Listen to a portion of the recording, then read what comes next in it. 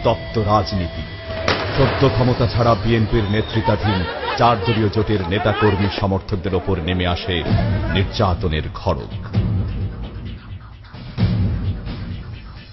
মূলত জিয়া পরিবারকে ধ্বংসের ষড়যন্ত্রে মেতে ওঠে অনির্বাচিত সরকার।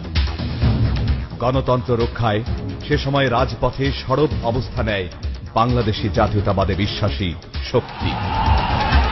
নির্যাতনের পাশাপাশি মিথ্যা, বানোয়াট, ভিত্তিহীন অভিযোগে বন্দী করা হয় বিএনপির শীর্ষ নেতাদের। বাদ যায়নি মাঠ পর্যায়ের সক্রিয়রাও। 1-11 সরকারের ধারাবাহিকতায় আওয়ামী লীগ ক্ষমতায় আসার পর বিএনপির নেতাকর্মীদের ওপর নির্যাতনের মাত্রা বেড়ে যায় কয়েক গুণ। গুম, খুন, নির্যাতনকেই ক্ষমতায় টিকে থাকার হাতিয়ার হিসেবে বেছে নেয় আওয়ামী লীগ। 2015 মার্চের 6 তারিখ শুধুমাত্র বাংলাদেশী জাতীয়তাবাদী দল বিএনপির রাজনীতি করার অপরাধে তুলে নিয়ে যাওয়া হয় রাজপথের সক্রিয় নেতা আনিসুর রহমান তালুকদার খোকনকে। যখন আমাকে কালো কাপড় দিয়ে চোখ বাঁধা হয়, পিছনে হ্যান্ডকাপ পরানো হয়, যখন আমাকে আমার গাড়ি থেকে অন্য গাড়িতে তোলা হয়, তখন আমার মনে হয়েছিল আমাদের শ্রদ্ধেয় নেতা ইলিয়াস আলী, চৌধুরী আলম, আমাদের বিএনপি নেতা সুমন ভাই সহ অসংখ্য প্রিয় নেতা কর্মীর কথা। যখন আমার উপর নির্যাতন করা হতো, যখন আমার 2টি বাচ্চা, আমার স্ত্রী, আমার বাবা মার কথা যখন মনে হতো, যখন যারা আমার প্রিয়জন তাদের কথা খুব বেশি মনে হতো, তখন নিজেকে খুব অসহায় লাগতো। মনে হতো আর কোনোদিন দেখা হবে কিনা, কোনোদিন আর ফিরে যাব কিনা তাদের কাছে। এই অসহায়ত্বই সকল সময় নিজেকে আঁকড়ে রাখত।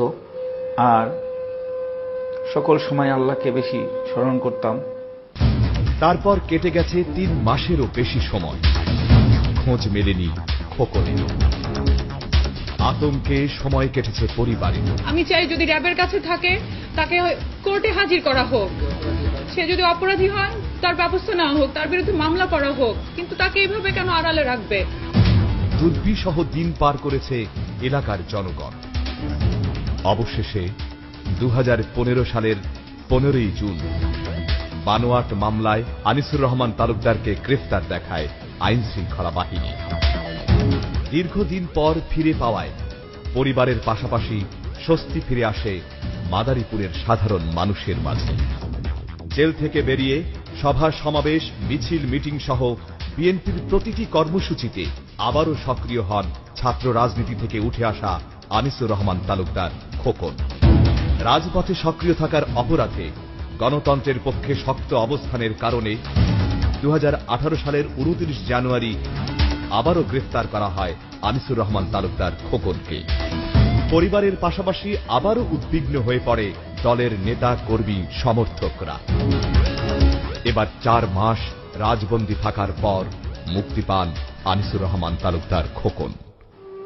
আমার শরীর এবং মন জানে, আল্লাহ জানে আমার উপরে কতটা নির্যাতন করা হয়েছিল। আমি চাই না কোনো মানুষকে যেন, যে দলেরই হোক, এইভাবে নির্যাতন করা না হয়।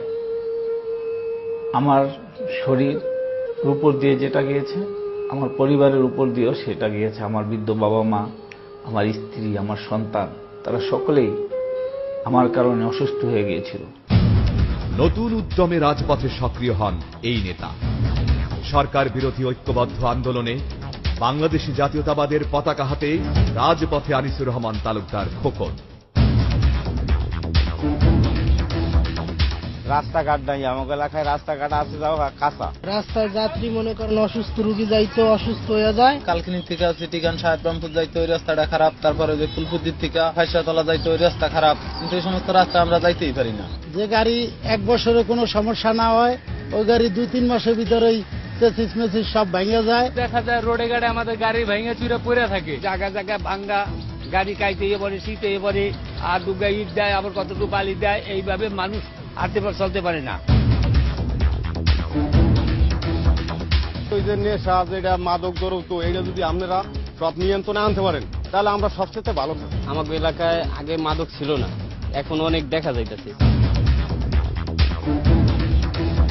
আমাদের উপরে যে অত্যাচার, অবিচার, অন্যায়ের চলবে না, এই নিশ্চয়তা আমাদের যে দেবে আমরা তাকেই বেছে নেব। এখানে বেকারত্বের হার অনেক বেশি। বাংলাদেশে গণতন্ত্রের উত্তরণ হোক, দেশেরও উন্নতি হবে, এলাকারও উন্নতি হবে। এই ইউনিয়নটাই সবচেয়ে হবে। কোনো মারামারি হানাহানি চাই না, কালভার্ট, ব্রিজ, রাস্তাঘাট, আমাকে উন্নয়ন চাই। আমরা দেশে স্কুল, কলেজ, মাদ্রাসাগুলা ঠিকমতো নিয়ন্ত্রণ করতে পারে, এরকম একটা লোক চাই আমরা। আমরা প্রত্যাশা করি যে আনিসুর রহমান তালুকদার খোকন ভাই নির্বাচিত হবে এবং এটা আমরা মনে প্রাণে চাই, এবং আগামীতে আরো বেশি উন্নয়ন কর্মকাণ্ডের মাধ্যমে এই অঞ্চলকে সমৃদ্ধ করবে। আনিসুর রহমান তালুকদার খোকনকে ইতিমধ্যে আমি দেখেছি আমার সংগঠনের তারা তারুণ্যের প্রতীক হিসেবে ভাবে। সামগ্রিকভাবে মানুষ সুখে শান্তিতে বসবাস করবে, এইরকম কালকিনিবাসীর জন্য এরকম একটা পরিবেশ সৃষ্টি করে দেবেন ইনশাআল্লাহ। আনিসুর রহমান তালুকদার খোকন গুম, খুন, নির্যাতন মুক্ত একটি বাংলাদেশের স্বপ্ন দেখেন দেশকে সামনের দিকে এগিয়ে নেয়ার। ধানের শীষে আপনার মূল্যবান একটি ভোট এই দেশে গণতন্ত্র ফিরিয়ে আনবে। ধানের শীষে আপনার একটি ভোট দেশনেত্রী বেগম খালেদা জিয়াকে মুক্ত করবে। ধানের শীষে আপনার একটি ভোট বিএনপির ভারপ্রাপ্ত চেয়ারপারসন দেশনায়ক তারেক রহমানকে বাংলাদেশে ফিরিয়ে আনবে। ধানের শীষে আপনার একটি ভোট বাংলাদেশকে সুখী, সমৃদ্ধশীল করে সারা বিশ্বে পরিচিত করে দিবে আগামী দিনে। হত্যা, গুম, দুঃশাসন রুখবে ভোটে জনগণ।